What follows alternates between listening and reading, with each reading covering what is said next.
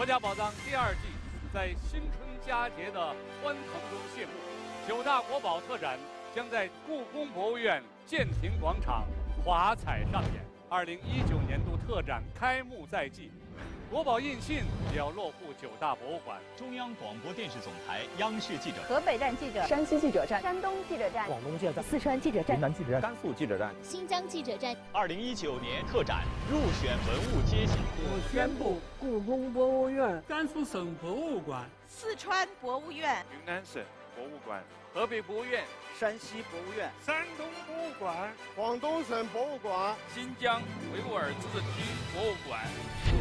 2019年度国家宝藏特展的文物，它就是国宝灿烂，见证华夏文明。一别成恨远断，难续苦难解。听见了上苍指引的方向。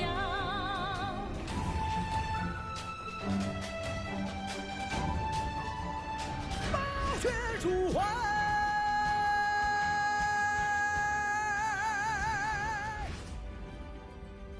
何以华夏，何以中国？是以传承，是以辉煌。我们志愿守护国家宝藏，守护历史，守护中华文明。国家宝藏，让国宝活起来！我们第3季再见。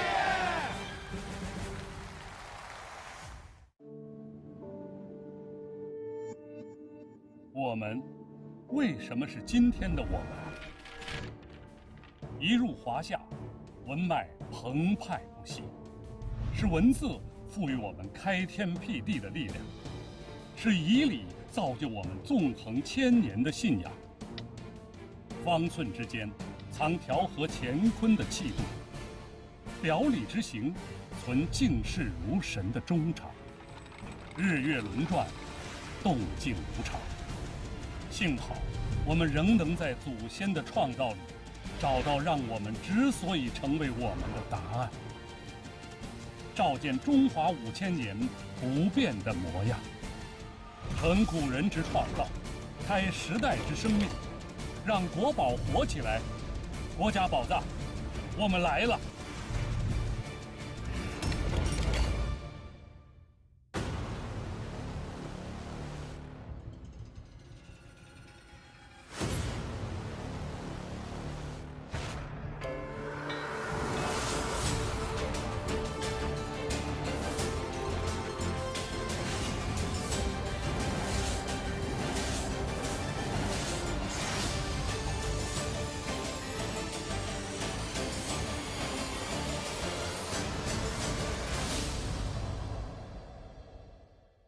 国家宝藏奖品由中国绵柔型白酒开创者孟芝兰倾情提供，请登录国家宝藏文创指定战略合作平台天猫，搜索“你好历史”官方旗舰。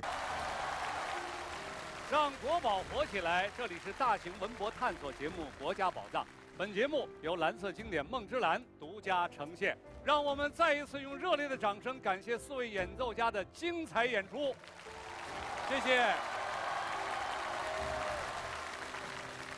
国家宝藏2019年度特展开幕在即，国宝印信也要落户9大博物馆。接下来的时间，让我们跟随9地记者站的记者一起去看看博物馆里的热闹景象。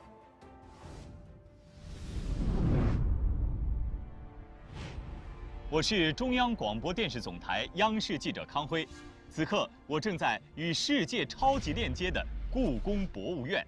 我是中央广播电视总台央视河北站记者杨海玲，山西记者站记者赵颖杰，山东记者站记者胡杨，广东记者站记者张琪，四川记者站记者张丽，云南记者站记者王希，甘肃记者站记者阿门健，新疆记者站记者信任。此刻我正在那四方慷慨之至的河北博物院，根系3景，贯通5000年华夏文明的山西博物院，率万世师表里程家国的山东博物馆。花开岭南、扬波海狮之路的广东省博物馆，藏天府之韵、生欢喜之美的四川博物院，彩云之南辐射南亚、东南亚的文化中心云南省博物馆，守河西魂魄、传丝路文明的甘肃省博物馆，书写多元文明、浪漫传奇的新疆维吾尔自治区博物馆。我们将在全国9地与您共同见证2019年国家宝藏特展入选文物揭晓。最终入选的9件国宝将在9大博物馆的分展区同步展出。此刻，碧空如洗，红墙悠悠。我们在国家宝藏特展主展区故宫博物院的建亭广场上，这晶莹剔透的9州幻方正翘首期盼甄选国宝入驻其中。究竟哪9件国宝将在这里迎接无数热烈的目光，带我们一眼千年？而他们又将续写怎样的今生传奇？让我们共同期待。27件国宝究竟哪9件可以入选2019年国家宝藏特展？我们就从广东省博物馆开始揭晓。大家好，我是广东省博物馆的看门人魏俊。咱们魏俊馆长是本季9大博物馆中最年轻的一位，但是经历却很丰富，甚至算得上是宋金像式的今生人物，对吧，魏馆长？是的，我作为一个考古人，曾经参加过南海1号的一系列的考古工作。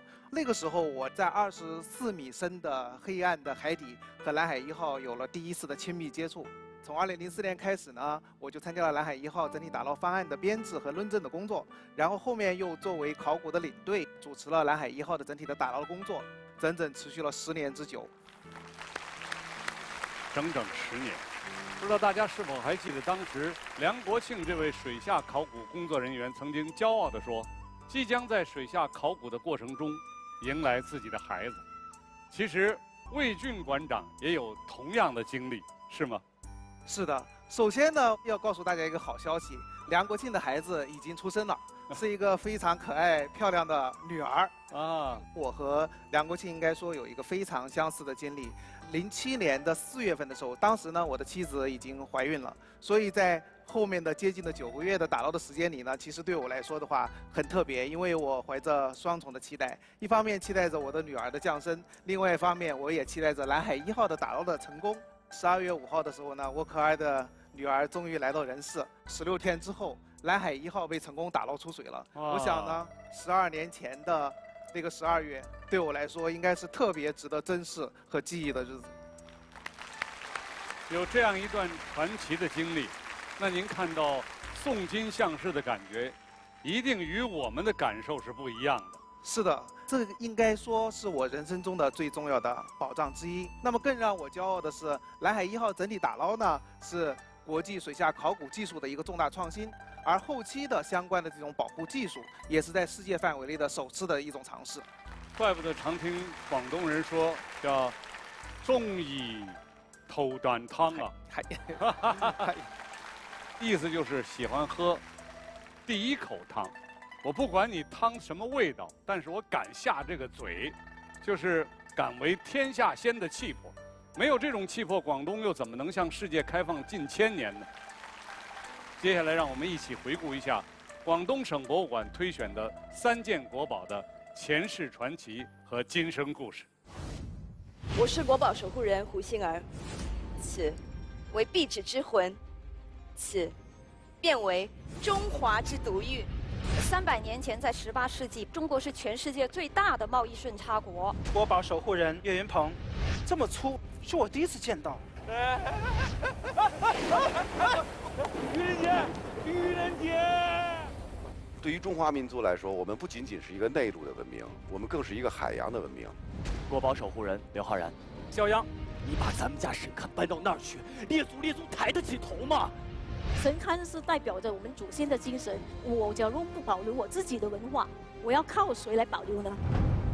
我们志愿守护清乾隆农耕商贸图外销壁纸，宋金像式金漆木雕大神龛，守护历史，守护海帆流彩，海绿华光，血脉相情。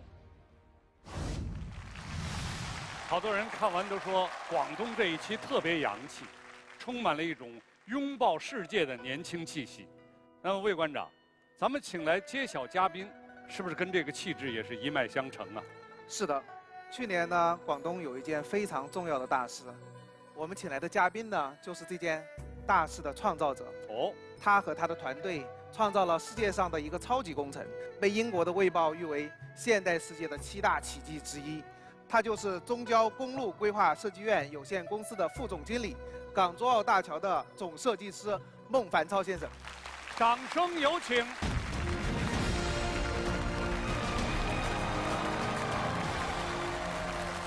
总设计师好，主持人好，魏馆长好，大家好。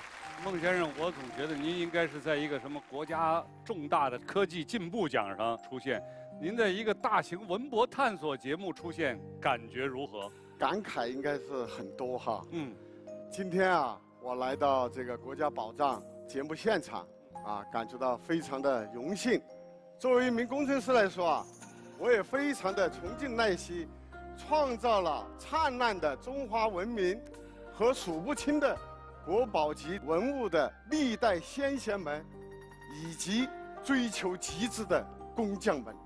在高质量发展的今天，和在实现强国梦的征途上，中国需要千百万的国家级工匠。另外啊，我也在想，可能在100年、200年以后，人们再回过头来看港珠澳大桥，也许它也将成为重要的历史见证物。如果那个时候国家宝藏的节目还在播出，不知道那个时候的人们将如何讲述他的前世和今生呢？哎呀，您这个设计太好了！如果100年、200年以后国家宝藏还在播出的时候，我估计那个时候他们要回放咱们这一段，甚至可能用更高科技的方法把咱们又复活了，站在这儿，这都可能的。可能吧。孟先生呢，带领他的团队所建造的这个港珠澳大桥呢，应该说是世界上现在最长的跨海大桥。是的，他从研究、从设计到施工，到最后接近完成，历时了15年这么长的时间。他连通了香港、澳门和珠海3地，1个多小时的生活圈，让我们3地之间的血脉乡情不再遥远。关键是在通车之前，来了一个我们从未有见过的一个大的台风山竹，这个东西很不讲道理，呼呼而过。山竹过后，我们的大桥巍然屹立。您开心吗？开心。在历时15年的前期规划研究以及设计和建设过程当中啊，我们的广大建设者们战胜了4大挑战，我们高质量、安全地建成了港珠澳大桥。所以说呢，我作为一个15年参加建设的建设者来说，确实心情也非常的激动，为国家自豪，也为我们的团队和我们的建设者们自豪。让我们掌声再热烈一点，送给我们这个大国工匠。谢谢，谢谢。来吧，咱们赶紧的请孟先生为我们揭晓吧。我宣布，广东省博物馆入选2019年度国家宝藏特展的文物，它就是金漆木雕大神龛。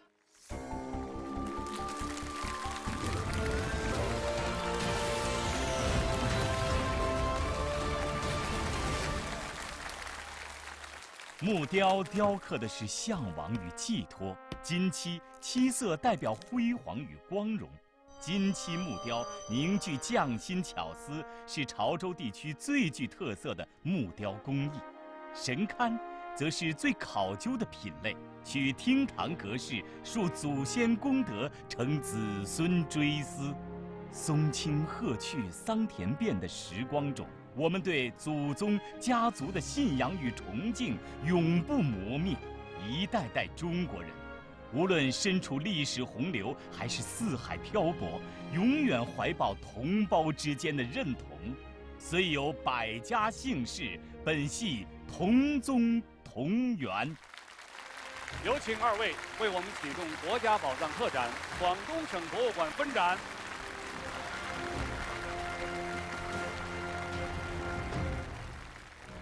我现在位于广东省博物馆，有请广东省博物馆的文博人共同宣读守护誓言。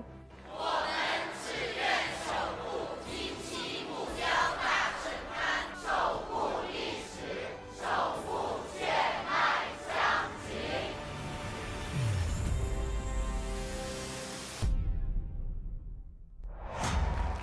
我们欢迎四川博物院盛建武院长沈院长好。桂林你好，哎，大家好。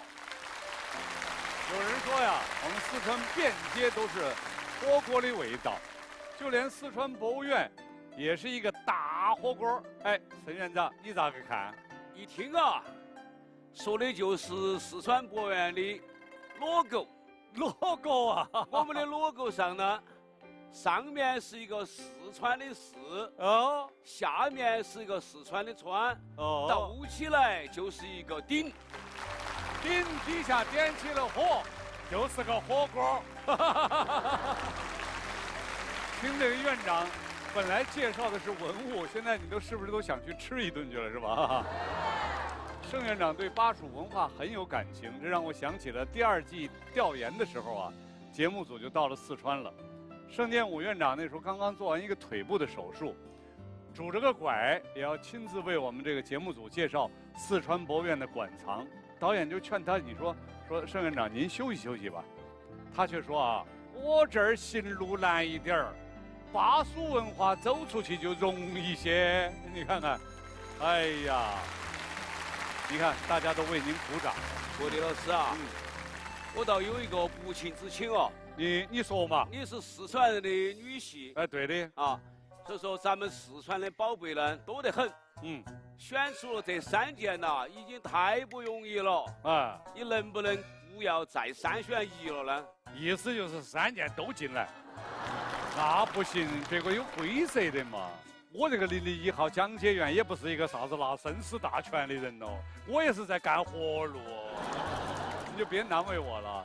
咱们还是先回顾一下我们四川博物院推荐的3件国宝的前世今生，来一起看。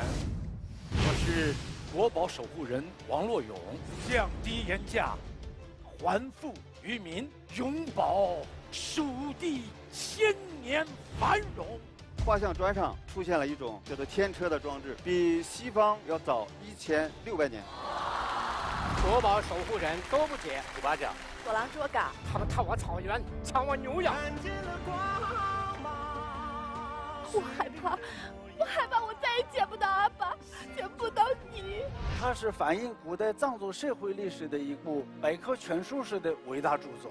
国宝守护人郑恺，我们且看100年之后，究竟是你的石经留下，还是朕的江山留下？2000多年来，文物史实办学不断，悬国不绝。是成都的奇迹啊！我们志愿守护格萨尔唐卡，制盐画像砖，后蜀残石经，守护历史，守护择世之功，人民史诗，薪火千年。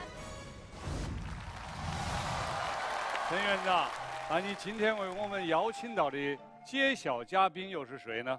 我为大家请到了揭晓嘉宾是国家图书馆副馆长陈英女士，有请。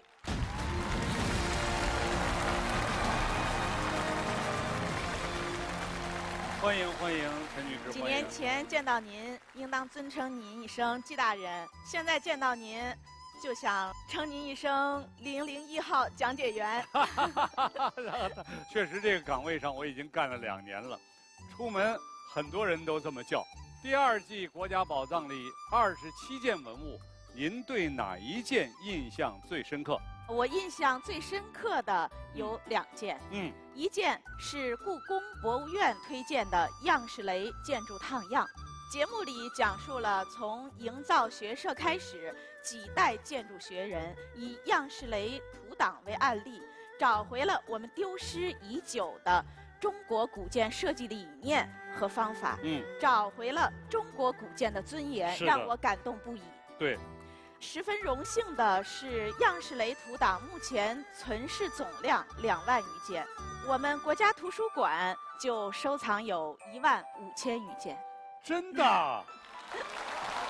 其实单院长那儿也就不多，单院长那儿是吧？都在那儿了，都在这儿呢。是的，近些年来，我馆也多次在国内外举办样式雷图档的展览，并且陆续整理出版了馆藏样式雷图档，向更多的人们去介绍这项中华传统技艺，为学界提供了更便捷的服务。好，原来还有这么个渊源。那另一件让您深刻的国宝又是什么呢？那就是来自咱们四川博物院，现在就藏在我手中的信封里。国立啊，这个入选特展这件国宝啊，与国土的缘分啊很特别。在中间的关键人物就是我们尊敬的周恩来总理。我们即将揭晓的这件国宝，曾因南宋末年的战乱而散佚，连流传拓本也十分罕见。1965年，在周恩来总理的关怀下，耗费了25万元从香港购回。目前，它的宋拓本和其他的珍贵古籍，都存藏在中国国家图书馆。又在您那儿呢，哈哈。那我们就赶紧有请陈英馆长为我们来揭晓吧。我宣布，四川博物院入选2019年度国家宝藏特展的文物，它就是《后蜀蚕食经》。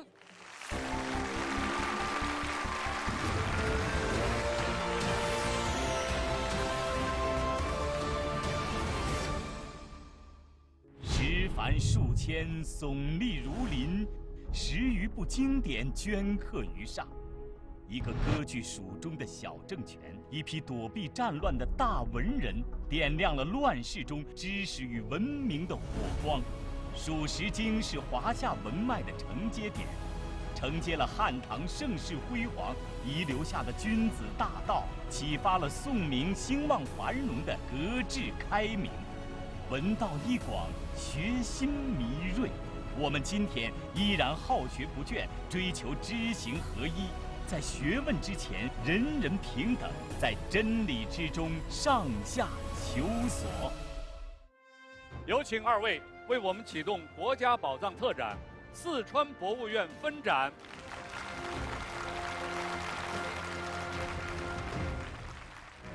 这里是四川省成都市石室中学，有请四川博物院的文博人与石室中学的师生共同宣读守护誓言。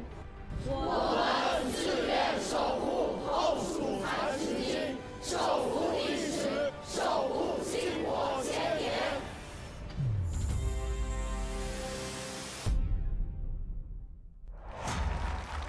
蜀地学宫，读书朗朗。一群少年风呼舞鱼，正歌咏而归。看，他们来了。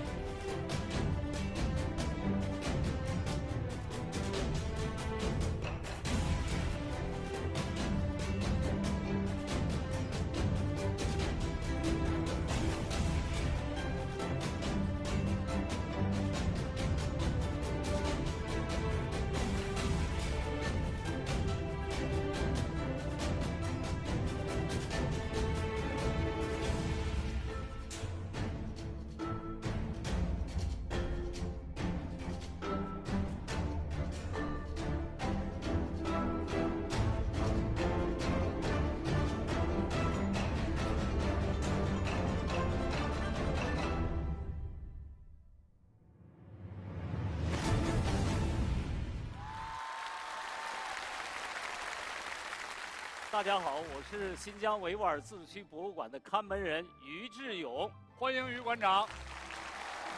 新疆这期的节目有一点我印象特别深，那就是于馆长啊，走在沙漠里特别骄傲地说，我们这儿有2个新疆，一个就是你们能看到的天山、火焰山、准噶尔盆地、塔克拉玛干沙漠，但是还有一个新疆你们没有见过，就是藏在无边的黄沙之下。这话别有深意吧？我相信很多观众都是通过看我们国家宝藏这个栏目，听到了很多考古领域的一些新鲜词儿，比如说水下考古、美术考古、动物考古、音乐考古，等等。那么在我们新疆呢，还有一个不能不提的一个词儿，就是沙漠考古。沙漠考古有很多大量的有机质的文物被尘封一样保存下来，比如大家熟知的楼兰美女，小河公主，是，还有印证中原王朝统辖和治理新疆的各个时代的官府的文书，另外还有能够体现多民族、多语言、多宗教和多文化形态的各类简牍文书，还有非常奢华的高等级的汉唐时期的一些锦绣丝绸，甚至数千年前的奶酪、果子、点心等等。那么我自己呢，也是一个考古出身。对于一个考古人来说呢，新疆我认为就是一个秘境。哎呀，说的是真好，那是一片秘境，但其实更是一片险境。漫漫黄沙，无边无际。其实沙漠考古很危险，曾经就有人进去了，再也没出来，是不是？对，几十年前的新疆地区的考古工作条件呢，的确非常的辛苦。是，以前到那里去进出沙漠，物资的搬运等等，基本都是靠骆驼队用铁桶带进去的水，几天以后就变成了铁锈色的色儿。那么我们依然得喝。哎呀，在1993年到96年期间，我们在尼雅遗址考察的过程中，每天要骑骆驼14、15个小时。天哪！连续4、5天的时间。最后返回我们营地，下了骆驼以后，我们自己路都不会走，吃尽了苦，流尽了汗，真的是太艰苦了。所以我们考古人的使命，就是行走沙漠，就是探索沙埋古代文明。现在想来呢，我们能够取得一些成果，付出那么多的辛劳，我们认为呢都是值得的。是的。听到这儿，我们真的应该向那些沙漠考古的勇士们致敬。如果没有他们，我们不会看到千百年前那个传奇又神秘的西域，就不会看到这一季新疆维吾尔自治区博物馆3件国宝传奇的前世和今生。来，让我们一起回顾一下。我是国宝守护人佟丽娅。人生一世，看的是你心中不灭的火。现在是时候找回中国的审美精神。国宝守护人尼格买提，他们也从众生中生。漫漫风沙怎能掩埋？我们解读了人的基因组，最终的目的还是要造福人类。这项伏羲女娲图一定要有规矩，也一定要守规矩。国宝守护人蓝天野，以持重之心保万世太平。我们还原了一台汉代的提花机，这台织机就相当于是一台汉代的计算机。我们志愿守护伏羲女娲图，卷一彩绘木俑，五星出东方，立中国，经我国，守护历史，守护大唐风华，生生之德，丝路传奇。接下来，请于馆长为我们请出揭晓嘉宾了。我要为大家请到的这位嘉宾，全中国人都认识，他就是中国航天第一人杨利伟先生。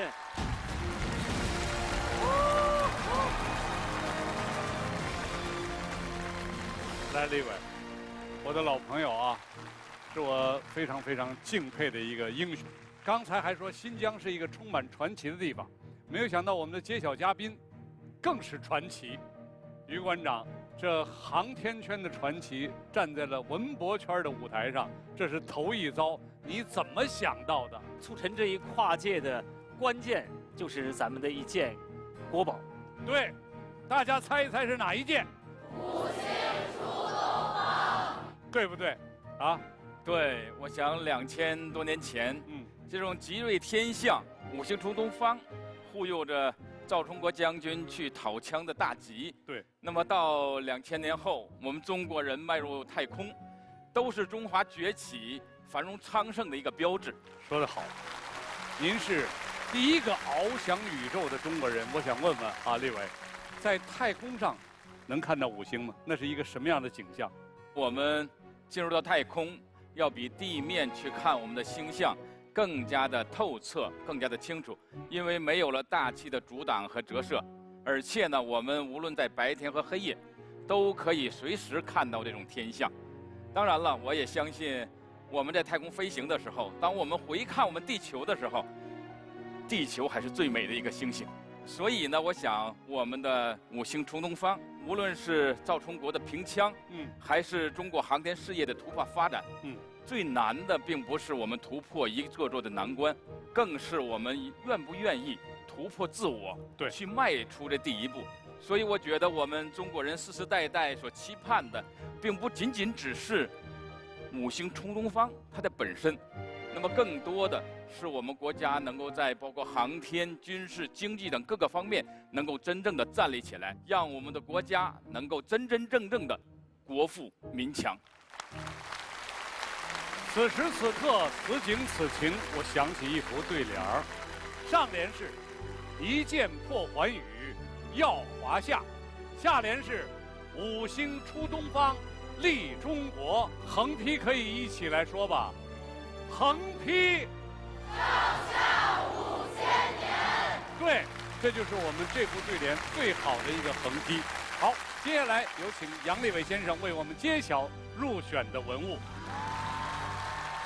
我宣布，新疆维吾尔自治区博物馆入选2019年度国家宝藏特展的文物，它就是五星出东方，立中国锦护帛。哇，毫无悬念。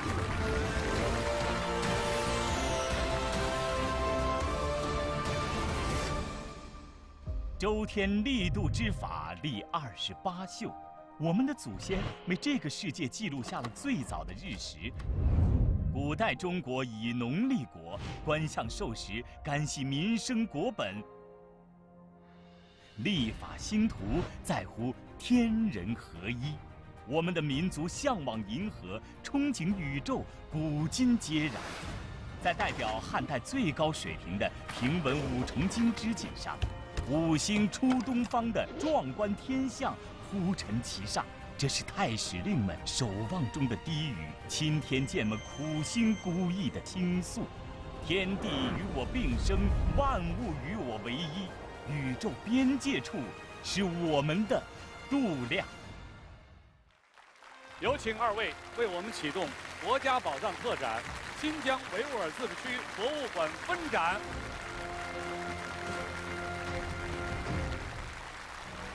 我现在位于新疆维吾尔自治区博物馆，有请新疆维吾尔自治区博物馆的文博人与热心观众共同宣读守护誓言。我们志愿守护五星出东方，立中国锦护国，守护历史，守护丝路传奇。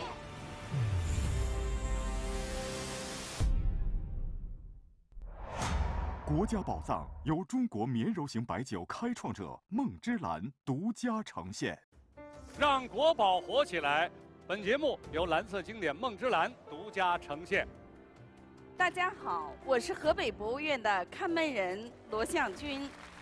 罗院长，河北博物院这期节目播出以后，很多人都托我给节目组提个意见，说有的博物馆一首歌都没有，凭什么彩绘伞月浮雕一件文物就有3首原创的音乐？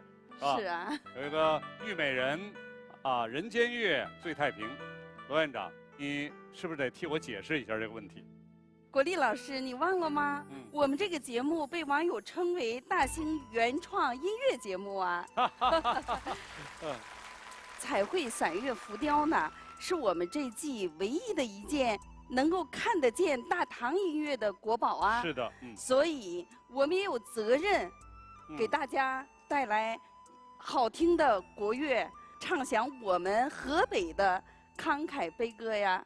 啊，说得好。我们总说这样一句话，说燕赵慷慨悲歌，这个名声是怎么来的呢？其实啊，我做着这个河北博物院的院长呢，我自己都觉得有点慷慨悲歌的意思。为什么？你看我们这期国宝，长信宫灯，应该说是最有名的一件文物之一吧。但是很多的观众不知道长信宫灯是河北博物院的，是包括我们自己省的观众也跟我这样说。是吗？对呀，那是因为从它出土之后，一直代表着国家在到处走嘛。对对。那么燕赵大帝呢，其实自古也是名人辈出的，他们身上都有一种置个人生死于度外的这种侠气。对。比如说长信宫灯这个窦太后，苦驻3代君王的窦太后。对。你们说嘛，每个成功的男人背后都有一个女人。这是成功的3个男人背后有一个女人，同一个女人。对，这厉害了这个。那还有这次彩绘散乐浮雕反推出一个定州13钗的故事。对对对，正应了这句话，叫巾帼不让须眉，是不是？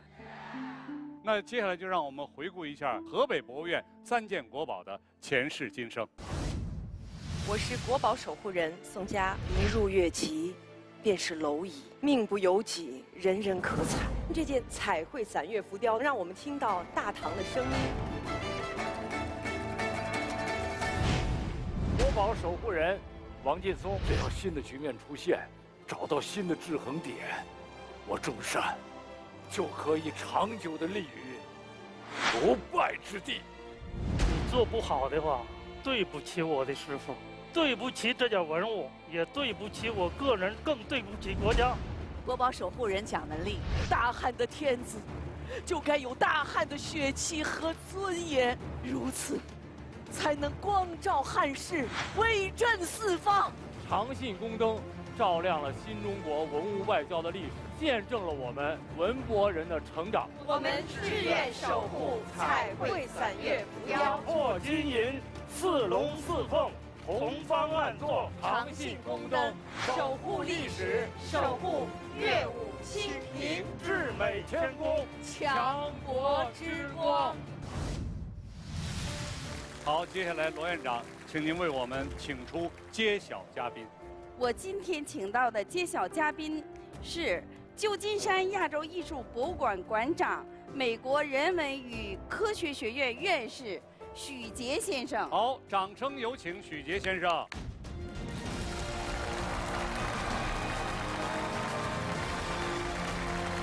张医生好，幸会幸会幸会幸会。罗院长说是美国的这么多头衔的时候，我以为是一个外国友人呢，原来您是华人。是，来，请您做一下自我介绍。各位观众好，我是许杰，在文物博物馆界已经从业35周年了。1983年我大学毕业，进入上海博物馆，担任馆长秘书。然后1990年我远渡重洋去攻读亚洲中国古代艺术博士。10年前呢，我到了旧金山亚洲艺术博物馆担任馆长，我又在大洋的彼岸推广中国文化在美国社会的认知和欣赏，所以觉得是一个非常有意义的事业。不知道许先生您看过我们这个节目没有？我对国家宝藏一直是很关注的。国家宝藏和我们在博物馆从事工作是一样的，就是使文物活起来，对，使文物进入咱们民众的生活中间。是我举个例子来讲，我们博物馆2013年举办了一个重大的展览——兵马俑，秦始皇时代的瑰宝。在宣介这个展览的时候呢，我们就是突发奇思，我们说远渡重洋而来的兵马俑这个团队当中，有一位掉队了，我们向全社会发起寻找失落的兵马俑这个事件。我们找了一个演员，扮成一个活的兵马俑，使兵马俑活起来，所以旧金山和整个湾区漫游。哇，这个创意我好像也想过哎，我曾经想过一个综艺节目，跟这个有点异曲同工。咱们这叫英雄所见略同啊，就是。许馆长，它的展示理念和我们国家宝藏这个节目呢，也是如出一辙。罗院长请许先生来做揭晓嘉宾，也是因为这个特殊的联系吗？不止这一点，在1974年，咱们国家的国宝开始了文物外展的旅行，我们馆的长信宫灯和刘胜的金缕玉衣都一并出访。巡回的最后一站呢，就是在旧金山亚洲艺术博物馆结束的。哦，由此看来，您与国家宝藏还真是有特别的联系啊！就是在我从事工作当中，如何在美国的文化语境下，乃至于在全球的文化语境下，让更多的人了解中国文化，是一个非常具有挑战意义的工作。希望我们的国内的博物馆业能与国外优秀的同行们常常互通有无，多多合作。中华上下5000年的文化，一直都是因为懂得包容并蓄，才能传承不断。接下来，我们有请许杰先生为我们揭晓河北博物院入选特展的国宝。很荣幸，我宣布，河北博物院入选2019年度国家宝藏特展的文物，它就是长信宫灯。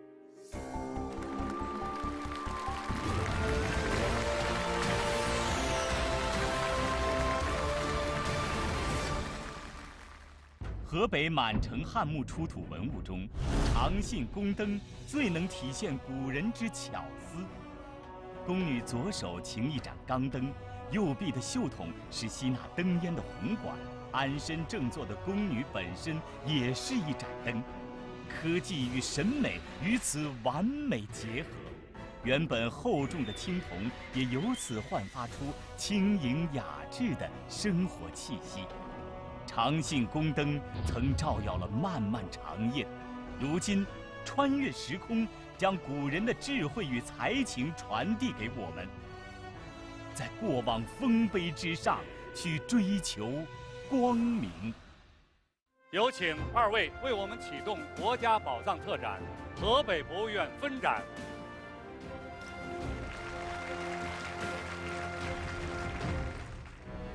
我现在位于河北博物院，有请河北博物院的文博人与热心观众共同宣读守护誓言。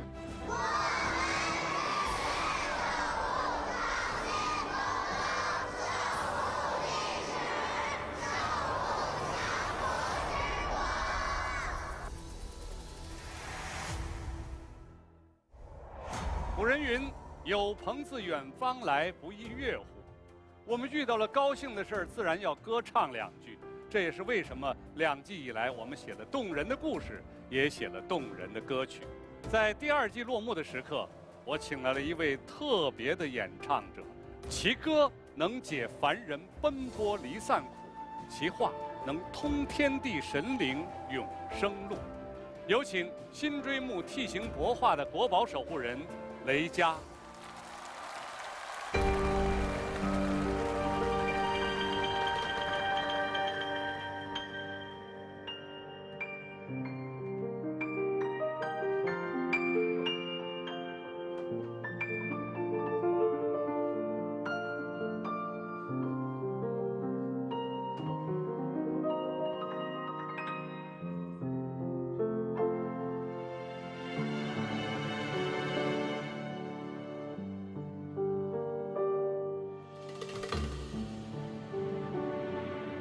轻舞的声诉，立在扶桑树，随日出日落，朝朝暮暮，铲除半玉土，广寒宫里住，月光倒映嫦娥的泪珠，神灵烛龙在祥云间飞舞，香火燃起心愿，静静道出。孩子啊，别再害怕，哪里要比人间还辉煌？孩子啊，去陪陪父亲吧，终有一日还归去兮。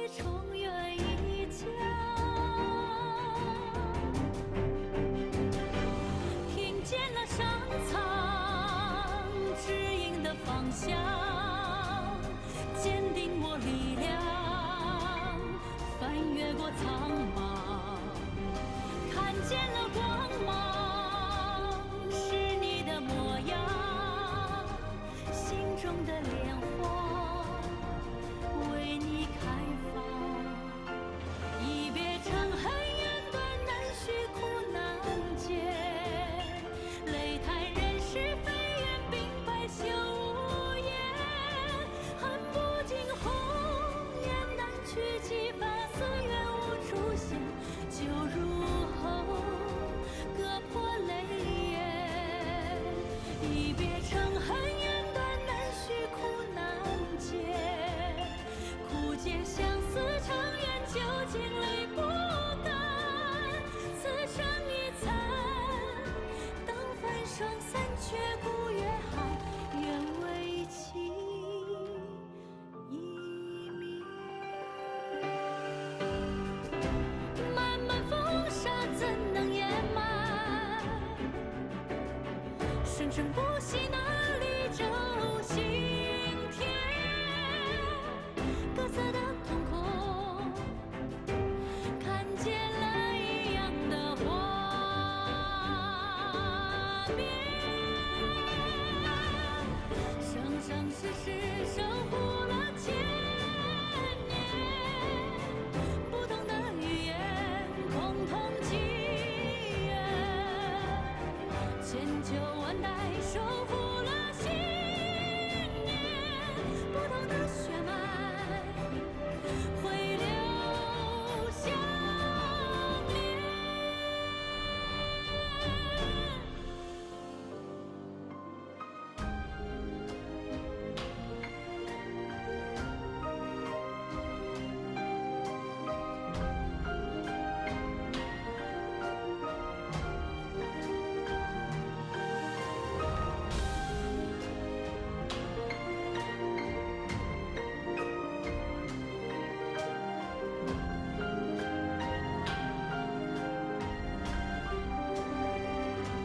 人间月，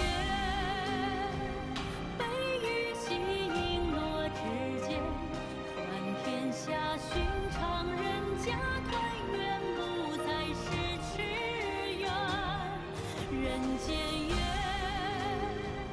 聚合散无休生缘，此生你曲终了，随西风送我归家园。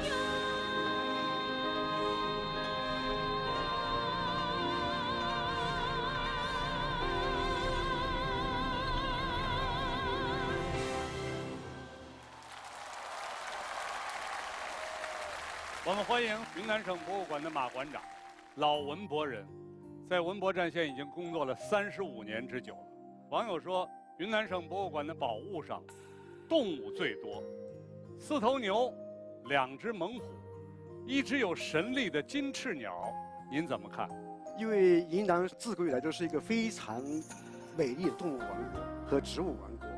那么青铜器里边，除了刚才说的2件国宝以外，我们的标志性的一件器物牛虎铜案，牛，对，它就是牛和老虎组成的。那么还有很多扣饰。其实云南除了粗犷的奔跑的凶猛动物以外，还有安静的东西。哦，比如说我们在这展出的云南的妙香佛国展览。对呀，我们看了好多好多的佛像什么的。对，说的是南诏大帝国的佛教文物。对对对，它非常的沉静，让人一片空灵。进去后人会平静下来，感知到神，感知到自然。所以我也建议大家去云南省博物馆，不只看青铜器，应该看一看我们的佛教艺术展。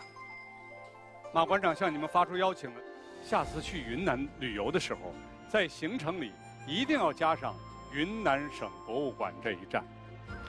我们先来回顾一下云南省博物馆推选的3件国宝的前世今生吧。我是国宝守护人李光杰。阿克如不能将牛医好，山行愿以身血祭神灵。作为云南的舞者，我们理应保护、传承属于我们的色彩。国宝守护人佟大为，我段和玉愿化为金翅鸟，庇佑朕的子民。每一个人都争做金翅鸟，和我们一起来守护大理的碧海蓝天。国宝守护人张若昀，我们要冒着敌人的炮火前进。我对国歌的守护至死不渝。我们志愿守护大理国，银鎏金、香珠金翅鸟，四牛鎏金骑士同筑背弃，聂耳小提琴，守护历史，守护森林资源，海晏和亲，赤子国魂。马馆长，那么今天您为我们邀请的揭晓嘉宾又是谁呢？是这样的，在今年上半年，我们迎接了一件国宝回家。哦，国宝回家，这4个字就让人激动了。在康熙39年的时候，那么这件东西本来就是为了庇护这些武官们战胜吴三桂、战胜分裂而做的一件铜鼎，放在了昆明的武安王庙，也就是那个关圣庙的前面。但是抗战的时候，由于日蒙飞机的狂轰滥炸，这件器物就颠沛流离，不知所踪了。那么台湾一位实业家和收藏家严正浩先生，他在无意当中在20多年前得到了这件东西。他把东西捐到云南来，让他回到故乡。所以今天我推荐的国宝揭示人是严正浩先生的儿子严其生先生。快有请。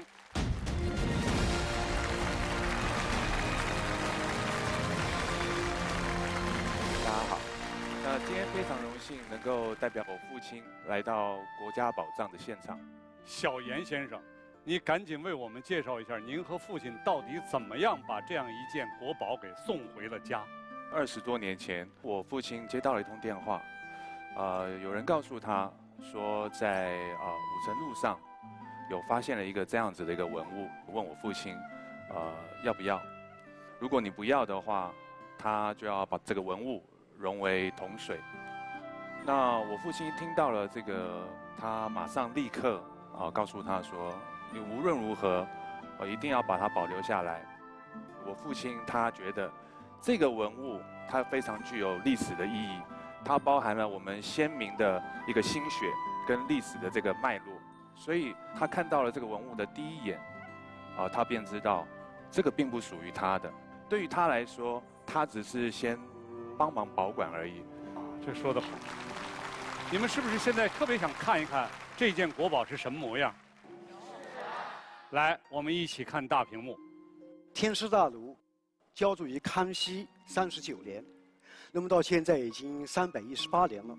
它高119公分，重达200公斤。3足的兽首，浇筑非常鲜活，看着浑厚有力。但是我很感动，严正浩先生到云南以后，一直跟我说要把文物捐给我们。我就跟严先生说，你有什么条件和有什么要求可以给我说，因为我代表着国家的一个博物馆。他说没有任何要求，没有条件，完全无偿。我觉得这是高义大德。当那天送回这个文物到云南省博物馆揭幕仪式的时候呢，从来没有看到我父亲这么的开心过。他感觉，这个东西他回家了。我想这个应该是我们全体中国人共同的一个心愿，因为咱们先民的一个心血结晶，终于能够在盛世，能够让它重新展现在世人面前。那所以那天我父亲终于完成了他多年来的这个心愿。这是一种大爱，不光是爱一件文物，这是爱华夏文明。那么我们现在就请严其生先生赶紧为我们来揭晓吧。我宣布，云南省博物馆入选2019年度国家宝藏特展的文物就是聂耳小提琴。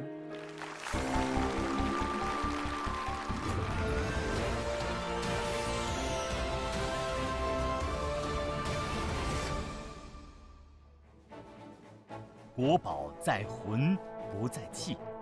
这把小提琴虽然做工并不精致，质量也非上乘，但它凝结了近现代中国仁人志士救亡图存、力挽乾坤的民族精神。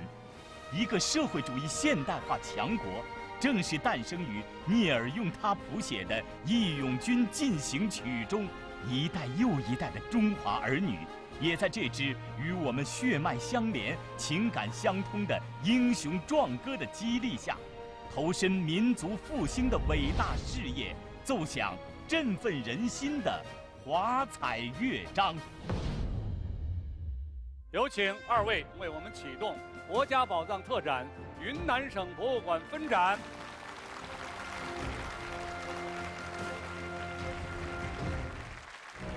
我现在正在云南省博物馆，有请云南省博物馆的文博人和热心观众们共同宣读《守护誓言》。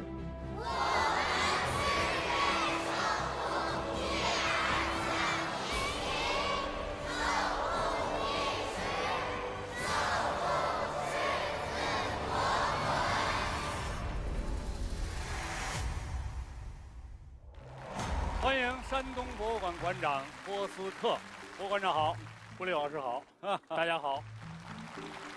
波馆长，我先问您一个问题：今天你画文物了吗？胡丽老师，你今世有心了。您指的应该是我们11月份在微博上自主发起的一个活动，我是国宝手绘人，山东博物馆文物创意绘画大赛。对的。这个山东博物馆啊，这次文创互动做的是特别独特。你要想做国宝守护人，那你就先做一个国宝的手绘人。对，那你们捕捉到灵魂绘画手了没有？网友参与的积极性还是很高。比如您看，这是我们馆藏的一件国宝级的文物，商代晚期的压丑乐啊，特别萌的一个青铜器。那您来猜猜这件进阶级的？这个叫进阶级的，是不是瓷器？对，它叫红釉描金。凤纹碗。哎呀，网友的巧思是令人赞叹的。除了刚才谈到的这种互动式的文创大赛，我们还尝试了很多新的方法，让文物火起来。在这一季讲第1期李白的上阳台帖，大家都记住了一句话：中国历史上有2次伟大的相遇，一次是节目中演绎的杜甫见李白，还有一次便是孔子见老子。是的。那么我们山东博物馆有一件镇馆之宝——孔子见老子画像石，就是记录了这一次伟大的相见。我们尝试了用很多方式来演绎，其中我们用动画的形式把这件文物背后的故事讲给观众们听，既保留了画像石本身的美感，又增加了这个时代的兴趣。许多小朋友都非常喜欢。哦，真的吗？博物馆人为了普及文物所做的巧思和努力，值得我们送上掌声。我们虽然没有讲刚才郭馆长的这件镇馆之宝，但是这一季3件国宝的前世今生，已经让我们照见了齐鲁山川的服装之美、礼仪之大，一起来回顾一下。我是国宝守护人王学奇。得兵书者，善用之为天下利，不善用之为天下害。按照西方的统计，全世界大约有25亿人在学《孙子兵法》。我为之光荣骄傲。国宝守护人林心如，终有一天，这稷下学宫的庖厨不用再做百家之饭，而是能做一家之餐。中国最注重礼仪。我们在今天呢，看到这套铜餐具的时候，可以想象到利用这些器具在进餐的人们，他们是何等的斯文。国宝守护人鹿晗，中华文明何以有今天？答案不仅仅在于这朝服，而在于穿上这朝服的每一个人。我们也是希望对这种理解和喜爱建立一个桥梁，让传统服装不再只是停留在文献上、文物上的一个记录。我们志愿守护银雀山、孙子兵法、孙膑兵法汉简、战国铜餐具、明衍圣公朝服，守护历史，守护盛世韬略，美气十里，华夏衣冠。郭馆长，您今天为我们邀请的揭晓嘉宾又是谁呢？这位揭晓嘉宾是我们山东籍的一位艺术家、一位学者，他就是中国文联副主席潘鲁生教授。有请潘鲁生教授。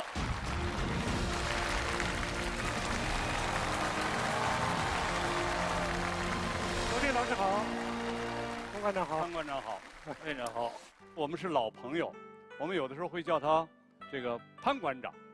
一说到传统文化的保护和传承，我都会向别人介绍他。你有一个民艺馆的公众号，每次你都发给我，我也向朋友们转。谢谢国立老师。作为中国民艺博物馆，我们也是创办了接近30年。作为一个民族民间文化的一个传承者，感觉有责任也有义务，把我们的民间文化保护好。那么我们的国家宝藏展示了很多的国家的文物，重要的这种文物经典，但是流传在民间的很多民间国宝，也需要保护与传承。是潘院长，我们真的希望有一天我们再做一档这样的节目，就是挖掘民间的国宝。那么我们现在就有请潘鲁生教授，也是我们的潘馆长，为我们来揭晓吧。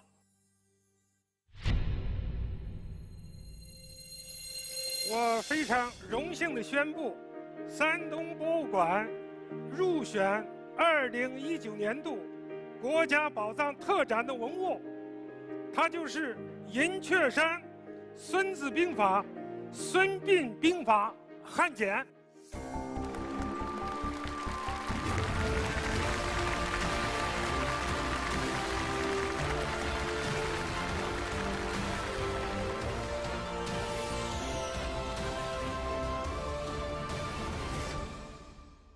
孙子说：“善战者之胜也，无智明，无勇功。”又有一位孙子说：“乐兵者亡。”两位孙子写的是兵法，说的是和平。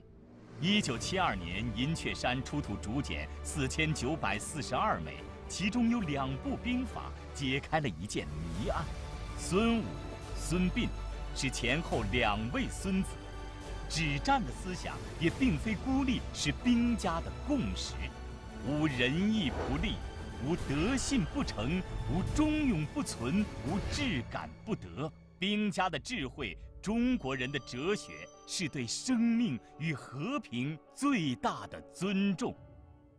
有请2位为我们启动国家宝藏特展山东博物馆分展。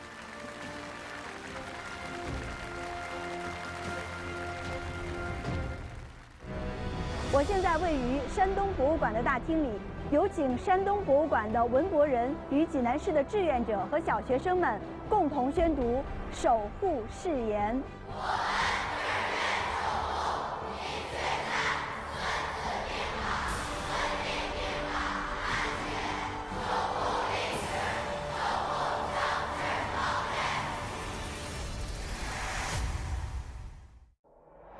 又到了星光璀璨的国宝之夜，2季下来，54件国宝在舞台上的表现真是可圈可点。可是落选的国宝们并不想放弃最后的机会，这不，哭哭啼啼、吵吵闹闹的全来了。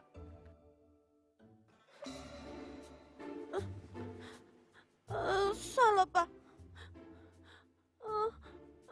不行，还是算了吧。天马来，蛋壳桃。过来童。跟你说了多少遍了，叫我青铜城。好的，过来童。你在这干嘛？怎么不进去啊？过来童，你说他们第2季为什么不选我上呀？是不是我太黑了？还是觉得我太脆弱了？还是龙山文化太遥远了？为什么这么对我呀？我好想上国家宝藏呀！哎呀，别哭！哎呀，就看不得人哭。那个，你先听我说，这去年啊，要不是闵方雷兄弟拉我一把，我也差一点儿，还好我上过了。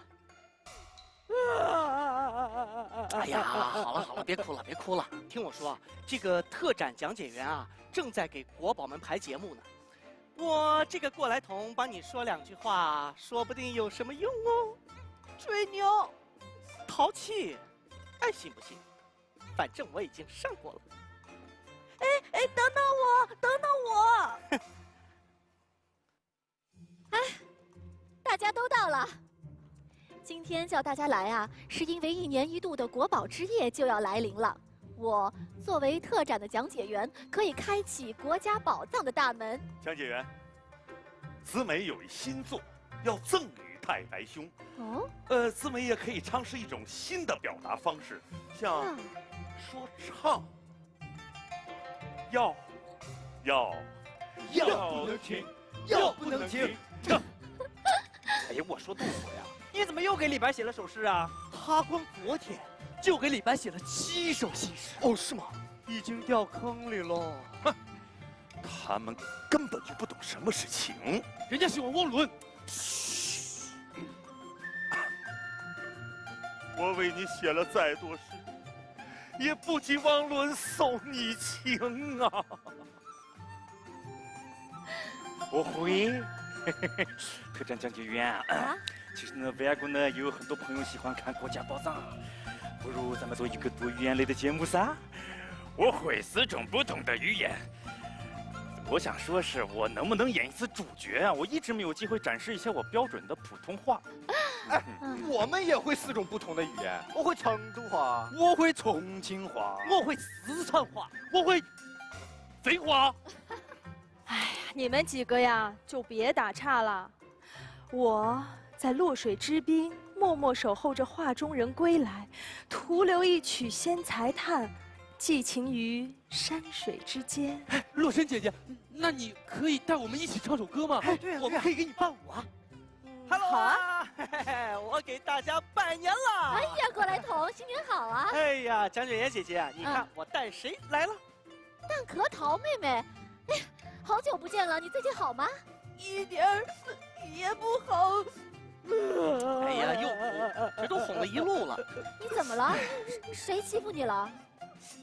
没有人欺负我，我知道宝物太多了。我那么黑，那么脆弱，龙山文化又没有几个人知道。妹妹，你的名字啊叫蛋壳桃，那是因为你的桃胎啊只有0.3毫米厚，如同蛋壳一样。哎，内在4000多年前可是黑科技。这么好，哎呀，要是能为太白兄打一款新的酒器就好了。我会，我要带他到西域做成祭祀的神器噻，打成酒器比较好。你们小心点儿，妹妹很脆弱的。妹妹的脆弱可不是缺点，你想想，你过了几千年了，身上却连一条裂缝都没有。也正是你的脆弱，才让你变得如此的珍贵，才变得独一无二。是啊，讲解员，要不然让蛋壳桃妹妹跟我们一起表演节目吧。哎，好，凭什么？我牛虎同安，年纪大，资格老，怎么就让我落选了？我连出国巡展的机会都放弃了，就为了等国家宝藏啊！讲解员，你今天必须给我个说法。不行，我对太白兄的赞美如滔滔江水，连绵不绝，我必须要表达出来。你得给我个这个机会。我们也要这个机会让我可以，我还有别的办法。不要吵了！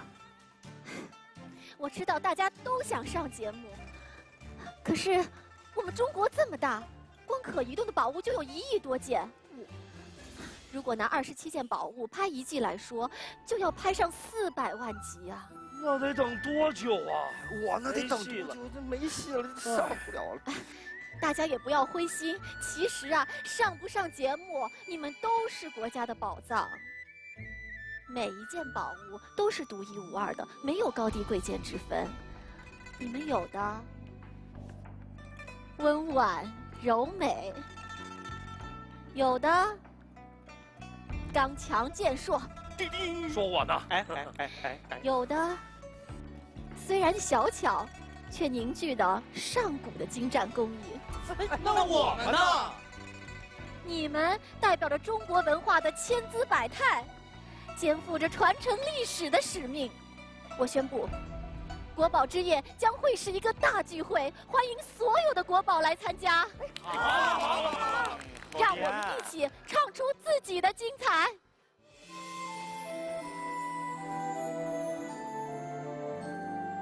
国宝灿烂，今夜美丽梦境打开，千年风采瞬息，穿越时空光环，一起揭开漫漫历史的答案，一起守护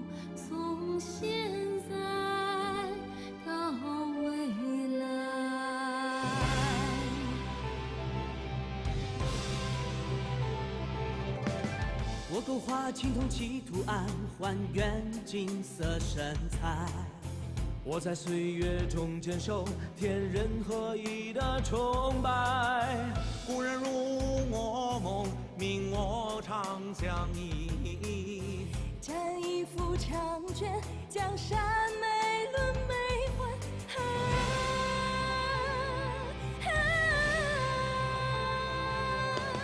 我听到远古的召唤，从此勇敢起来。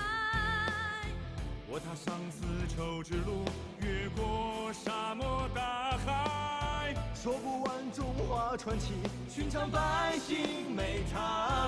汇聚正义的光芒，把梦点燃。历经沧桑变化，我的初心不曾更改，要让世界看到这片土地神迹。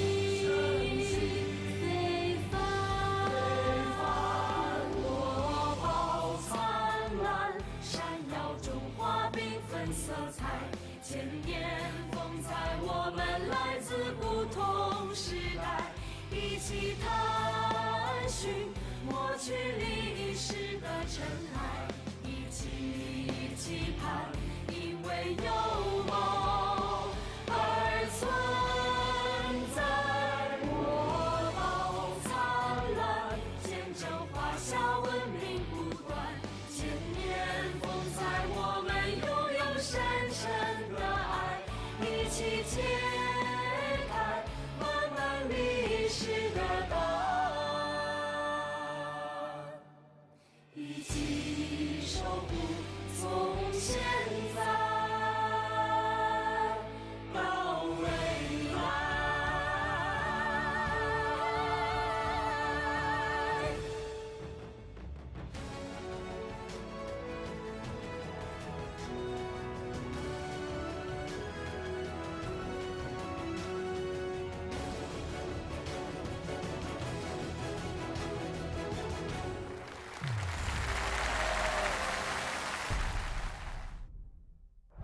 国家宝藏由中国绵柔型白酒开创者梦之蓝独家呈现。让国宝火起来！本节目由蓝色经典梦之蓝独家呈现。大家好，我是甘肃省博物馆的看门人贾建威。欢迎贾馆长。甘肃省博物馆这期节目播出之后啊，有网友评论说：“哎呀，你看人家甘肃太实在了，一下把家底儿全亮出来了。铜奔马，中国旅游标志；一使图画像砖，中国邮政的标志，是吧？”对，铜奔马和一使图画像砖都凝聚着河西人民对马的崇拜。公元前101年，汉武帝为远征匈奴，从大渊国引进一种马，叫汗血宝马，赐名天马。由此，河西地区它的弱马变为天马，步兵变为骑兵，共同支撑起了大汉的半壁江山。所以，从那个时候起，马就是河西的神，是河西的魂魄。对，国林老师，我们不止这2个 logo， 你别忘了，我们是彩陶的故乡。对，我们的彩陶它有着变幻莫测的纹饰，还隐藏了好多的 logo 呢。哇，真的！哎，一定得注意看看啊！甘肃3件国宝，应该说每一件都是甘肃最具标志性的，对不对？我们一般都很自豪地说，1000年看北京，5000年看山体，8000年看甘肃。是的，接下来让我们一起回顾一下甘肃省博物馆3件国宝的前世今生。我是国宝守护人黄轩，我要守着这个家，等你回来。天马狐妖，我仗义将士。我国的第一艘航母终于建成，为航母奔波了一生的很多海军人，终究没能踏上祖国航母的甲板。我是国宝守护人杜淳，家书抵万劫，无论如何，也要将老信送回家。在信号覆盖率上，我们中国呢确实是足以傲视全球的。我是国宝守护人吴磊，每当我仰望星空的时候，我都能看见所有的星星都在对我笑。你看看，这个是你们从来没看到的彩虹的视角，让我们领受到中华文明的智慧之光。我们志愿守护红奔马，意识图画像砖，人头形，气口彩陶瓶，守护历史，守护铁马山河，四海通达，彩韵陶文。接下来，贾馆长，该您为我们请出揭晓嘉宾了。我们邀请的这位嘉宾，他24岁进入甘肃省博物馆工作，奉献了整整42年。退休之后，又不遗余力地促进甘肃古丝绸之路沿线遗址的申遗工作。他就是我们的老馆长。他生于战火，谨遵祖辈教诲，治学历史，肩负守护祖国文化之责。42年恪守己任，他倾注半生积淀，构筑甘博新章。在大学毕业的时候，目标非常明确，要到大西北来，到祖国历史上曾经历史文化非常辉煌的地方来，那就是甘肃，所以也就毅然决然的就服从分配到了甘肃。不想这一来就是一生，一辈子都在甘肃省博物馆工作。退休18载，他仍不遗余力地投身在河西走廊的研究中。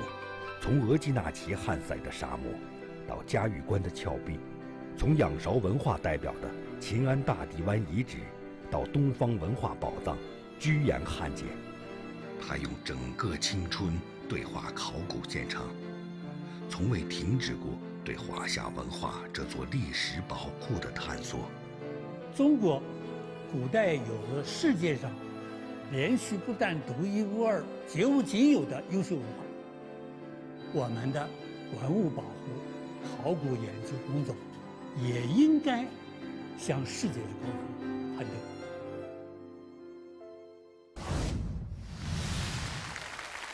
没有想到出世斌老馆长现在还在为丝绸之路奔波，对，整整60年呢。贾馆长，能不能让老馆长歇会儿啊？我们也是想接过老馆长的这个事业，但是老先生总会念叨季羡林老先生的一段话，世界上历史悠久、地域广阔、自成体系、影响最深远的文化体系，只有4个，就是中国、印度、对、希腊、伊斯兰，再没有第5个。而这4个文化体系汇流的地方只有一个，就是中国的河西走廊、敦煌和新疆地区。是，楚老先生说，这路啊总有走完的时候。可丝绸之路2000多年的历史，4大文明激荡下的景观，60年他走不完啊。说得太好了。楚老先生已经81岁了，因为身体原因，他无法来到今天的这个盛典现场。我们将通过视频的方式，请楚老先生为我们揭晓。让我们用掌声向他表示敬意，请他为我们揭晓。观众朋友们，大家好，我是出世斌。下面我宣布，甘肃省博物馆入选2019年度国家宝藏特展的文物，它就是铜奔马。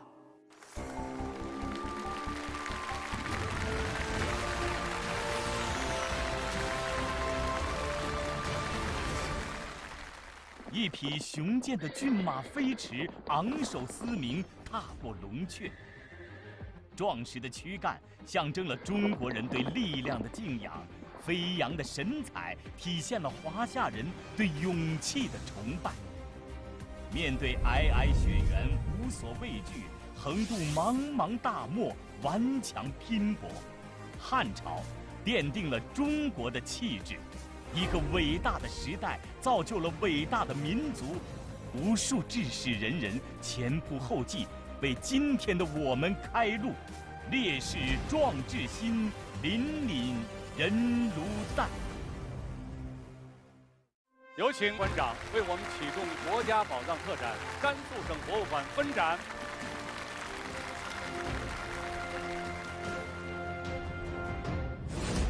我现在位于甘肃省博物馆，有请甘肃省博物馆的文博人和热心观众共同宣读守护誓言。我们志愿守护同奔马，守护历史，守护铁马山河。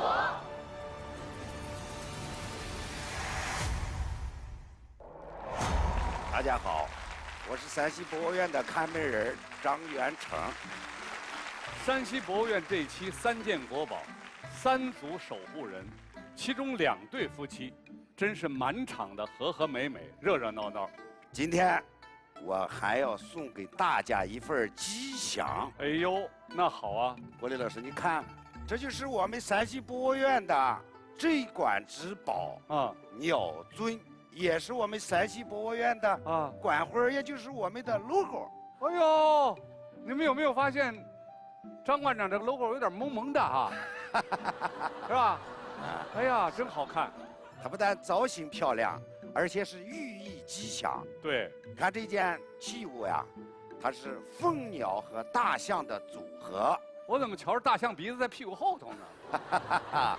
是这么回事。凤是吉祥。象是平安之象嘛，对，吉祥之象。哎呦，有点意思。这件器物呀，它出自晋国的开国诸侯谢夫的墓中。哦，这座墓呀，在上个世纪末，盗贼使用了炸药，这件珍贵文物当时被炸成100多块碎片。哎呀，经专家的反复研究、对比修复，才成为现在大家看到的这个模样。哦。修复的是真好，我们必须要给我们的修复师点赞。这个鸟嘴啊，看起来很完美，但是大家仔细看一看，还有缺憾。缺憾？你仔细看看，你就会发现它的象鼻子往下弯的那一截，实质上当时是没有发现的。我们的修复师，根据这个象鼻的大致这个走向，把它临时的安装上去的。美中不足。所幸的是，后来我们北京大学的考古文博学院，在实验室整理这一座墓葬的时候，发现了好像是这个尾巴，也就是象鼻子的残缺的部分。去年，北京大学建校120周年，鸟嘴回北大星期，北京大学考古文博学院也把这一段像鸟嘴的纹布，也让我们带回我们山西博物院。我们下一步要对鸟嘴的纹布，进行修复。哦，鸟尊终于是补齐了自己的尾巴了，真的是太棒了。接下来让我们来回顾一下山西博物院选送的3件国宝的前世今生。我是国宝守护人潘长江，蔡明，我们就改戏。文盲改戏。我说你不说话，我会死。鼻子上有一个小豆腐块的，那基本上呢就是丑角，是吧？不是丑角是丑角，你看我干嘛呀？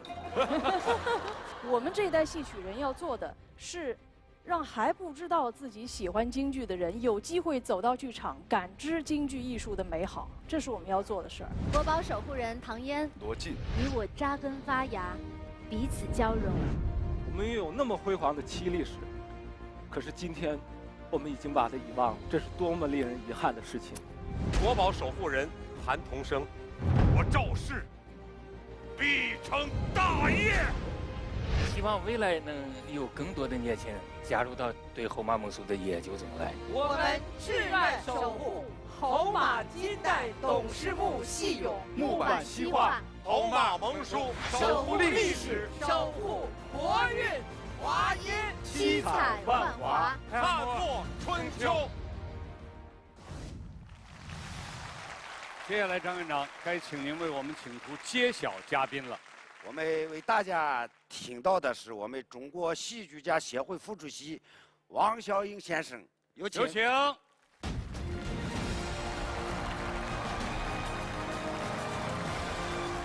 英好，小英好。哎，王小英老师咱们不陌生吧？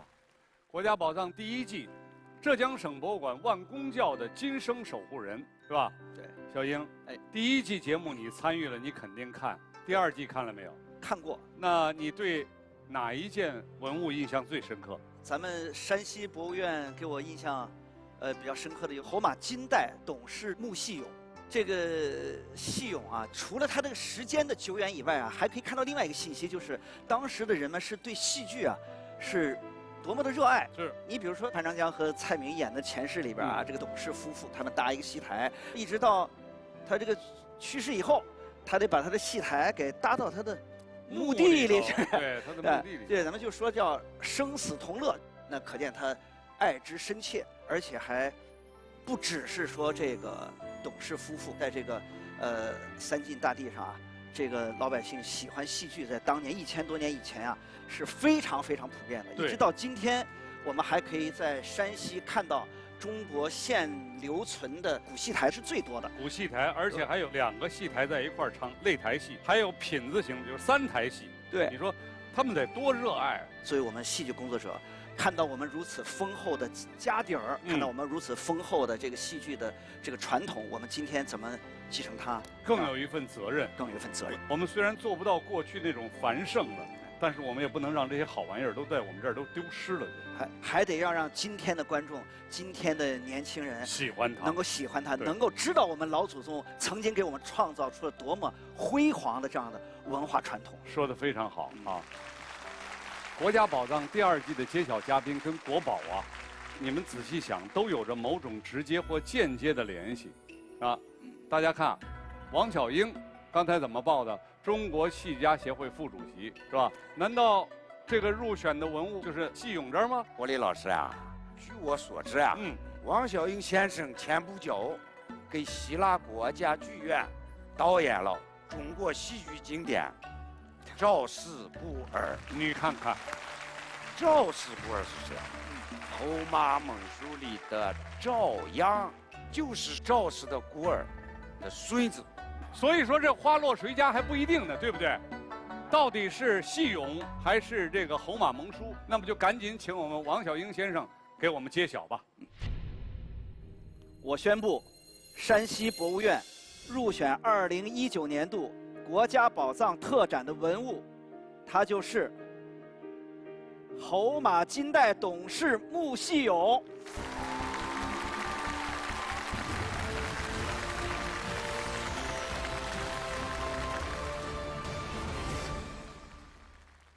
千古是非心，一夕渔樵话。1959年，山西侯马西郊尘封的舞台再次开幕，5位隐退数百年的演员重新登台。当初的曲调戏目，我们已无从知晓，可道尽人生各种滋味的，一样是曲；体味百岁梦蝶变幻的，一样是词。戏剧是对生活的思考，对人性的探讨，对历史的品评，对善恶的剖析。粉墨春秋，恍惚百年。戏俑伫立在中国戏曲长河的源头，冷眼看岁月轮转，细眼评善恶中间。有请2位为我们启动国家宝藏特展山西博物院分展。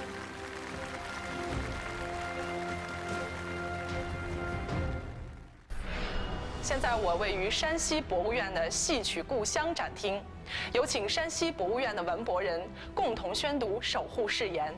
我们志愿守护侯马金代董氏木细俑，守护历史，守护国韵华音。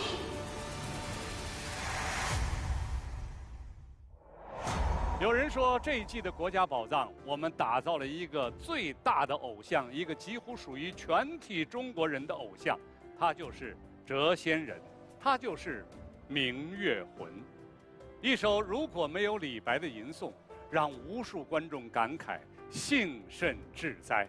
我们的历史有一个太白，一曲抱月入怀，看诗仙太白乘风踏歌迎面而来。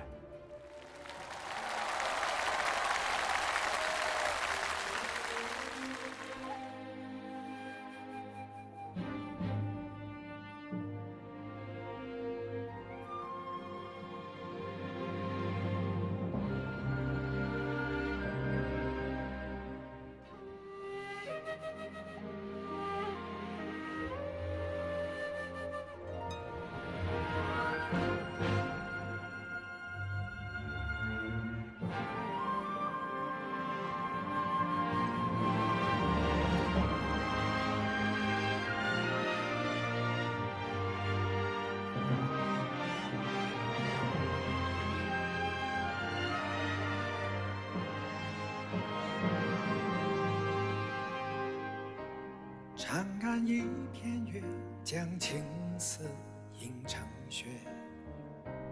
醉眼黄河水，月上青天。举头望明月，传千年到窗前。谈故事但却亲人不见。千秋万代始终到今荣辱兴衰。歧路安在，皓月不改，情人节哀。举杯问月，醉看人间如影徘徊。遥望天外，雾散云开，抱月入怀。明月出天山，心苍茫云海间。可知行路难于登天。风吹山上月，落入水影明灭。冤仇乱如水，谁曾发觉？千秋万代始终到今荣辱兴衰。歧路安在，皓月不改，情人节哀。举杯问月，醉看人间如影徘徊。遥望天外，雾散云开，抱月入怀。无常风，邀明月，共赴那生死之约。斗千杯换血，心不结情，是夫妻诀。千金散，还复来。挂云翻，踏破沧海。苍天生我材，翠眉折角生意和爱，抱月入怀。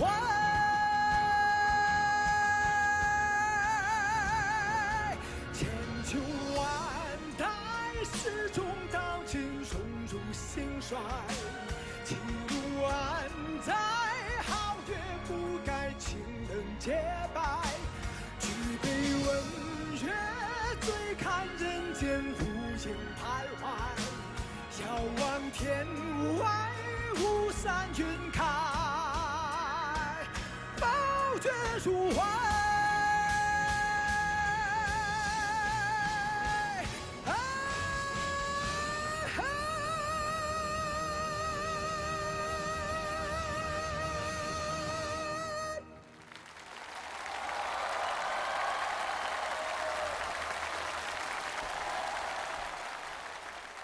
大家的掌声，我知道你们已经知道，站在我身边的这位，不仅是故宫博物院的看门人，而且是要将紫禁城完整的交给下一个600年的守卫者单霁翔院长。大家好，站在我身边的这位，他不仅是国家宝藏001号讲解员，而是扮演过康熙、雍正、乾隆3位皇帝的资深表演艺术家张国立老师。哎呀，单院长，我演过好几回皇上了，您都不找我当你们这个国宝的守护人，就那种是吧？金灿灿的，什么亮晶晶的那种，你怎么不想到我呢？哦，我知道您想说的是金瓯永固杯。对，国立老师您忘了。这个我们故宫紫禁城过大年的展览已经开幕了。对呀，开幕了。那么金瓯永固杯是过去皇家明窗开笔的一件礼器，是。但是今天在展览里面是我们一件重要的展品了。对，想起来了啊！现在我们正值春节，咱们故宫里是不是已经开始过大年了？是的，今天大家再到故宫博物院，走进去一看，宫灯高挂，春联、门神，特别是福字，都挂上贴上了，整个一派祥和喜庆的气氛。今天呢，我们特意准备了一副对联，也是借今天国家宝藏能够献给您和亿万观众，献给现场和电视机前的亿万观众。上联是亿万人争，亿万寿；下联为太平岁值太平春。真好，观众朋友们都听见了，赶在这个时候上故宫去过一回皇家的大年。接下来我们就赶紧先回顾一下故宫博物院本季3件国宝的前世今生。我是国宝守护人李明，愿我的国与家如今欧无一伤缺。我们准备在春节的前后要举办一场紫禁城里过大年。哇，太好看了！国宝守护人翟天临，100年后还会有人记得这壮志难酬的李太白吗？你是谪仙人，你是明月魂。国宝守护人王菲，当民国最强之学术精英，齐聚于营造学社，解谜之时很快就会到来。为了实现理想，整整跑了36年了，就是要把中国人的古建筑的尊严找回来。我们誓愿守护新欧永固碑、李白草书、上阳台帖，让水建筑抗让，守护历史，守护国泰民安，义汉长风，世界记忆。您邀请了何方大家来做揭晓嘉宾？今天我请来的揭晓嘉宾，80年来一直跟古陶瓷打交道。80年来跟古陶瓷打交道，被誉为中国陶瓷鉴定第1人，当之无愧。哇！一生阅宝无数。自1986年，他把收藏的80多件铜器、瓷器捐献给故宫博物院以后，他没有一件私藏。哎呀，他就是我们故宫博物院的人间国宝耿宝昌先生。哇！从学徒到大师，故宫36万余件陶瓷藏品，他几乎件件过目。新中国成立，首次举办中国出土文物展，他独自押运380余件文物，远赴欧美。金缕玉衣、铜奔马、长沙马王堆、银雀山汉简、长信宫灯，人在物在，不辱使命。他培养了无数古陶瓷鉴定人才，让许多流失海外的国宝回到了自己的家。也在他的推动下，中国的水下考古从此不再是一片空白。沉睡海底800年的南海1号震惊了世界。他却笑称自己97岁的人生是捡了便宜，人要活到老，学到老。过去的老人一代一代都走了，新时代就希望青年同志啊，要雄心有壮志，没有不成功的。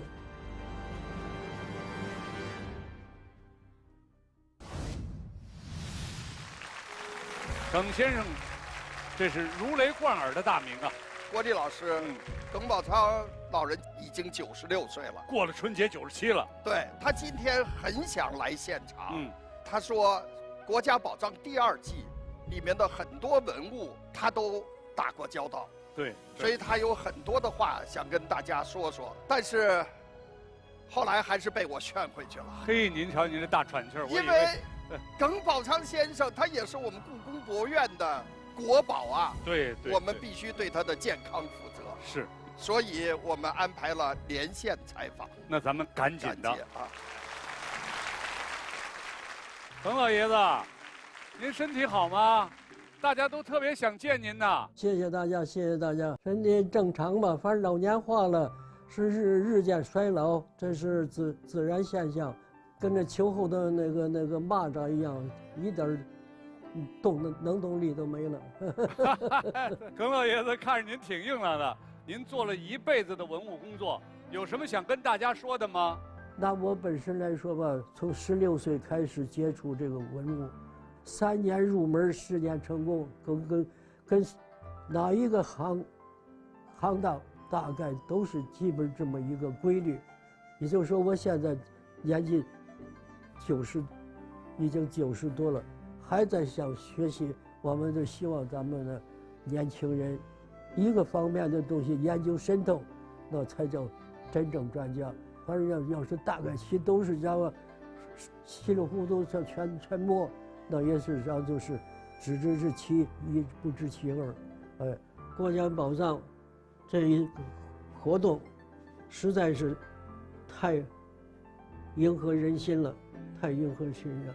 尤其新时代，更要大家努力进行这项工作，使我们的几千年来的历史文化呈现在我们人民的面前。谢谢耿老，我们祝您身体健康。谢谢。耿老先生最喜欢说“活到老，学到老”。故宫人一定会继续保持一颗年轻的赤诚之心。大伙儿共勉啊，年轻的赤诚之心。那我们就请耿老先生为我们揭晓故宫博物院入选国家宝藏特展的文物吧。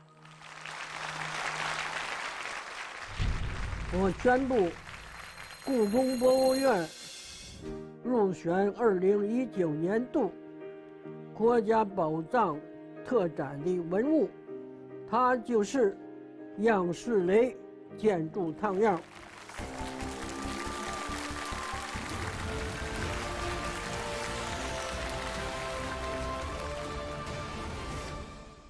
中国古代建筑营造技艺的集大成者样式雷，巧思凝聚，将万顷宫苑化作方寸玲珑，搭梁立柱，铺颜绘彩，跃然众人眼前。作为世界遗产地的紫禁城皇家建筑群，象征了中国古代建筑曾经遭逢的兴衰荣辱，一度笑傲东亚，又一度为世所倾。重新发掘这一切，当是知来路开前程的中国人在当今时代的澎湃宏愿。故宫博物院万千奇珍中脱颖而出的样式雷建筑烫样，将与由它缔造的壮丽广厦一道被悉心呵护，交付下一轮的600春秋。有请单霁翔院长为我们启动国家宝藏特展故宫博物院分展。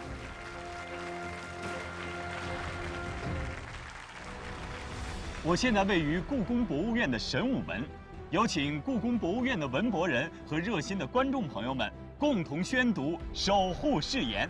我们誓愿守护样式雷建筑烫样，守护历史，守护世界记忆。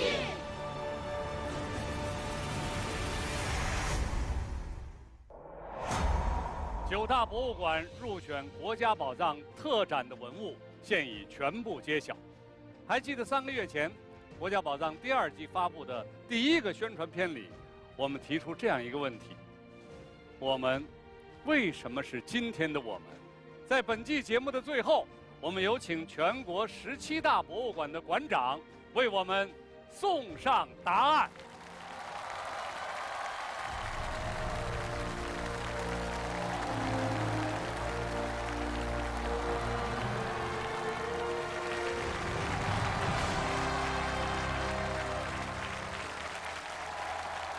何以华夏，何以中国？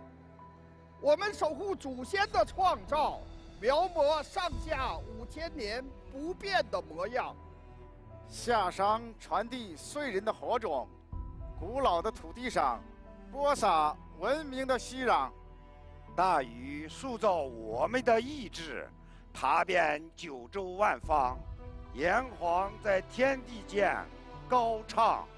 请赐我一簇稻种，哺育出生的日子，我耕耘的地方就是故乡。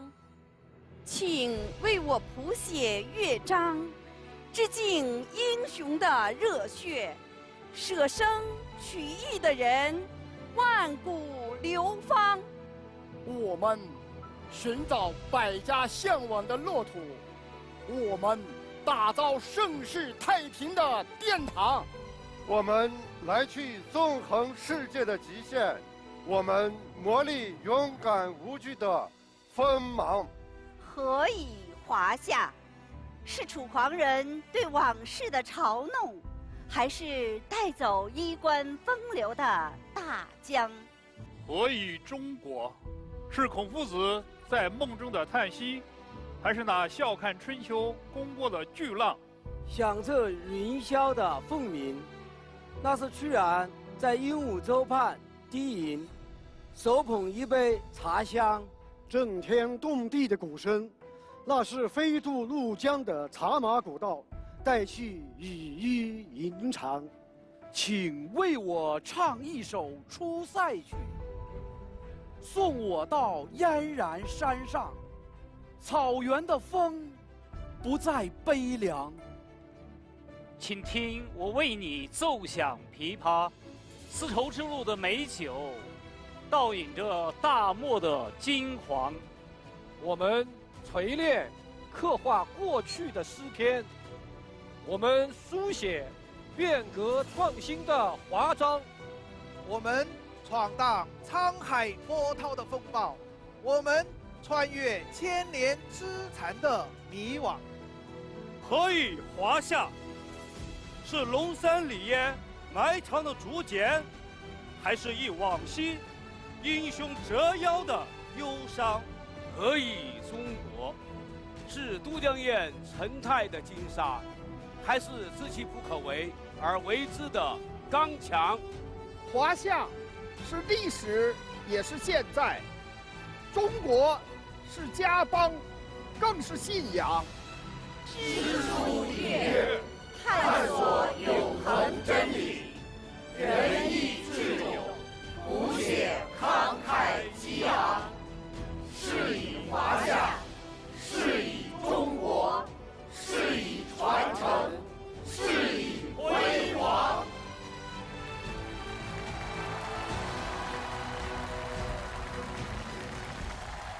2季国家宝藏，走遍全国17家博物馆。未来的日子里，我们将弦歌不辍，薪火相传，持续点亮中华文明多元一体格局的版图。接下来，有请17位馆长共同启动国家宝藏第2季特展。故宫博物院、上海博物馆、南京博物院、湖南省博物馆、河南博物院、陕西历史博物馆、湖北省博物馆、浙江省博物馆、辽宁省博物馆、河北博物院、山西博物院、山东博物馆、广东省博物馆、四川博物院、云南省博物馆、甘肃省博物馆、新疆维吾尔自治区博物馆。我们志愿守护国家宝藏，守护历史，守护中华文明。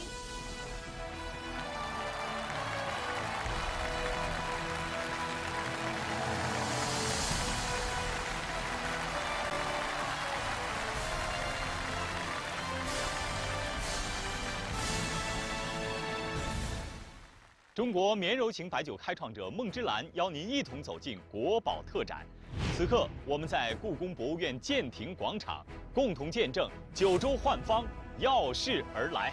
大神龛融汇血脉乡情，宫灯照进强国之光，汉简书写盛世韬略，戏咏悉听国韵华音，样式雷唤醒世界记忆，蜀石经传承薪火千年，小提琴远播赤子国魂，红奔马驰骋铁马山河，五星锦见证丝路传奇。他们伫立于钟灵毓秀的神州大地，他们见证着多元一体的中华文明，他们照见了5000年不变的民族模样。期待着您走进这九州幻方，透过国宝看成败，见得失，知兴替，一眼千年。爆竹声中一岁除，春风送暖入屠苏。国家宝藏第2季在新春佳节的欢腾中谢幕。9大国宝特展将在己亥春节后于故宫博物院建亭广场华彩上演。此刻，在9件国宝之外，我们为本季收官再添一件国宝，它就是金瓯永固杯。今天，我们借由金瓯永固杯的吉兆祥瑞，向全球华人拜年，祈愿家蒙福祉，国泰民安。国家宝藏，让国宝活起来。我们第3季再见。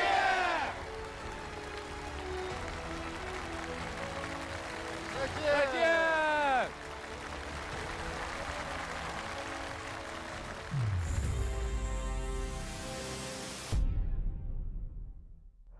国家宝藏由中国绵柔型白酒开创者梦之蓝独家呈现，请登录国家宝藏文创指定战略合作平台天猫，搜索“你好历史”官方旗舰店。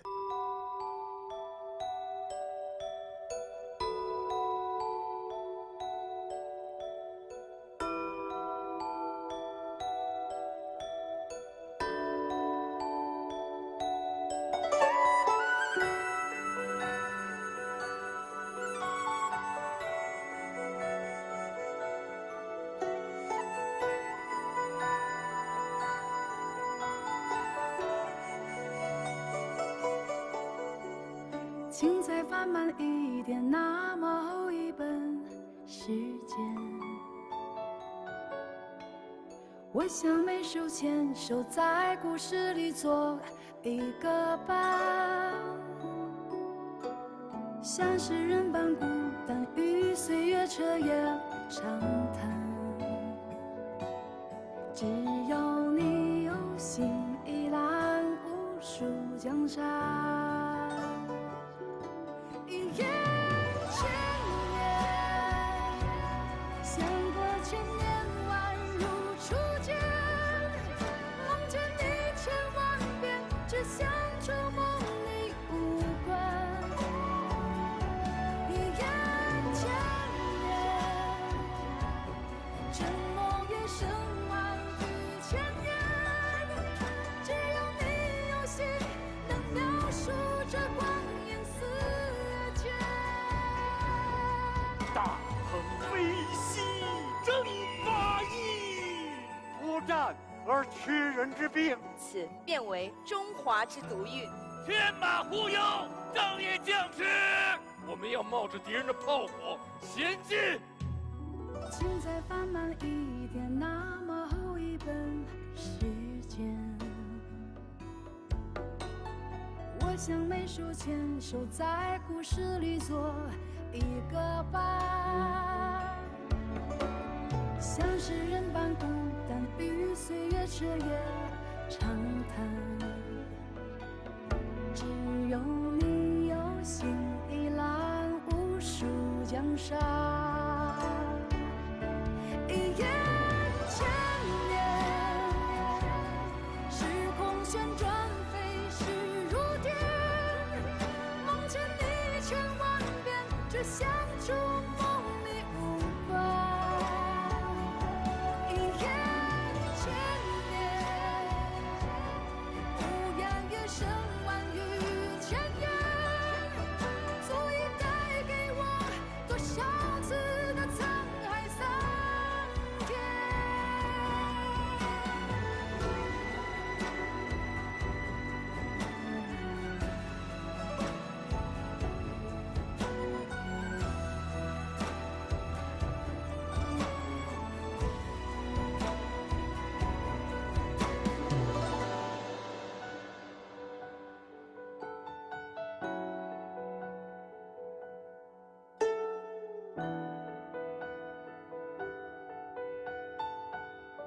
欢